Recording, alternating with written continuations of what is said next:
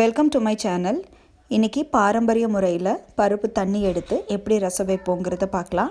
உங்களுக்கு ப்ரீவியஸ் வீடியோவில் சட்டியில் பருப்பு போட்டு எப்படி தண்ணி எடுப்போம் ரசத்துக்குன்னு காமிச்சிருந்தேன். பார்க்காதவங்க அதோட லிங்க் டிஸ்கிரிப்ஷன் பாக்ஸில் கொடுத்துருக்கேன், செக் பண்ணிக்கோங்க. இப்போது பருப்பு நல்லா வெந்துருச்சு. வேகும்போது போட்டிருந்த தக்காளியை ஒரு கிண்ணத்தில் எடுத்துக்கலாம். அதோட பருப்பு தண்ணியையும் மேலால் வடித்து எடுத்துக்கலாம்.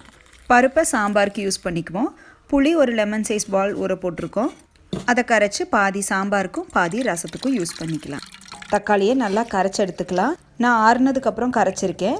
சூடாக இருக்கும்போது கரைக்க முடியாது. அதனால நீங்கள் என்ன பண்ணுங்கள், தக்காளி எடுத்து கிண்ணத்தில் போடும்போதே கரண்டி வச்சு ஒரு அமுத்தி விட்டுருங்க. ஸோ ரசம் வைக்க ஊற்றும் போது கரெக்டாக இருக்கும். பருப்பு தண்ணி சூப்பராக ரசத்துக்கு ரெடி ஆகிடுச்சு. இந்த மாதிரி தண்ணி இருந்தால் தான் ரசமே சாப்பிட நல்லாயிருக்கும். இல்லைன்னா சலசலன்னு தண்ணியாட்டாக தான் இருக்கும். ரசம் நம்ம தாளித்து விட போகிறோம்.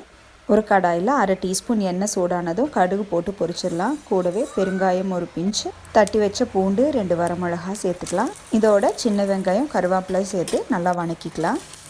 இப்போது நம்ம கரைச்சி வச்ச 1/2 லெமன் சைஸ் புளி தண்ணியை இதோட சேர்த்து கொதிக்க வைப்போம். புளி தண்ணி 2 நிமிஷம் நல்லா கொதித்ததுக்கப்புறம் நம்ம கரைச்சி வச்ச பருப்பு தண்ணியை இதோட சேர்த்துக்கலாம். 1/2 டீஸ்பூன் உப்பு சேர்த்துக்கோங்க. கூடவே 1/2 டீஸ்பூன் மிளகாத்தூள் சேர்த்துக்கலாம். ரசப்பொடி போட போகிறதால காரம் கொஞ்சம் கம்மியாக சேர்த்துக்கோங்க. பருப்பு ரசம் எப்போவுமே கொதிக்கிறதுக்கு விடக்கூடாது. நுரக்கட்டின உடனே ஒரு பாத்திரத்தில் மல்லி ரசப்பொடி போட்டு வச்சுருக்கோம். அதில் இந்த ரசத்தை எடுத்து நம்ம ஊற்றிடலாம். இப்போ சவுத் இண்டியன் ஸ்டைலில் ரசம் ரெடி ஆயாச்சு. நல்லா ரச சாதம் சாப்பிட்ணும் அப்படின்னா வாழை இலை போட்டு சூடாக சாப்பாட்டில் குழி பண்ணி அதில் ரசம் ஊற்றி சாப்பிட்டோன்னா அதோட டேஸ்ட்டு வேறு எதுலேயுமே இருக்காது. இது போல் டிப்ஸ் அண்ட் ட்ரெடிஷ்னல் ரெசிபீஸ் பார்க்க சேனலை சப்ஸ்கிரைப் பண்ணுங்கள், ஷேர் பண்ணுங்கள். தேங்க்ஸ் ஃபார் வாட்சிங்.